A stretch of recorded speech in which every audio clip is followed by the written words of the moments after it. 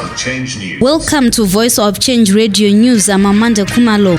A quick look at stories making the headlines. Belarus deals how bust sanctions.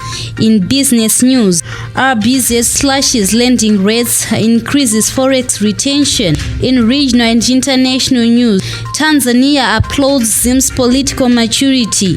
In sports news, Minister Coventry upbeat about football reforms. For these and other stories in detail, a string of bilateral agreements that were signed between Zimbabwe and Belarus this week and in 2019 have helped the country bust sanctions not only in the agriculture sector, which is on the rebound, but also in the skills transfer market. For the better part of the last 2 decades, the country's agriculture sector has been battered by illegal sanctions that were imposed by Western countries as punishment for the land reform program that rectified colonial land inequalities by restoring arable land to blacks. First Lady Dr. Oxlia Mnangagwa, the elderly, school children and members of the community under Chief Chinanga in Mtawatawa yesterday fought back tears when a young woman shared a harrowing personal tale of disobedience which led her to marry at 50, endure physical abuse and ending up with physically impaired children. In a tear-jerking testimony during Dr. Mnangagwa's Gota Nanga session, the 25-year-old woman who lost her eldest child said she regretted why she did not listen to her parents and urged young girls and boys to shun drugs, early marriages and focus on their studies. A look at what is happening in the world of business. The Reserve Bank of Zimbabwe, RBZ, has trimmed its bank policy rate to 150% from 200% per annum and increased foreign currency retention thresholds for exporters on domestic sales while maintaining a tight monetary policy stance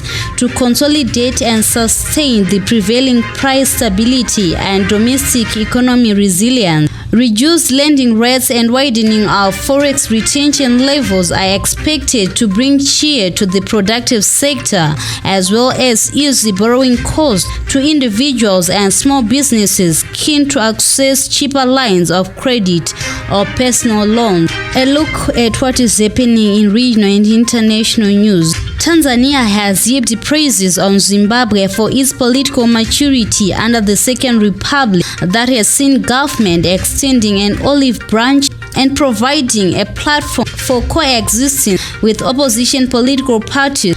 The praise came from Tanzanian Vice President Dr. Philip Mpango at a meeting with Vice President Dr. Constantino Chiwenga, where the former called for an end to illegal sanctions imposed on the country. And finally, in sports, the Minister of Youth, Sport, Arts and Recreation, Coventry, says there have been some positive movements in regard to domestic football reforms following the release of the ZIFA Restructuring Committee report, which contains detailed recommendations for the envisioned total transformation of football in this country.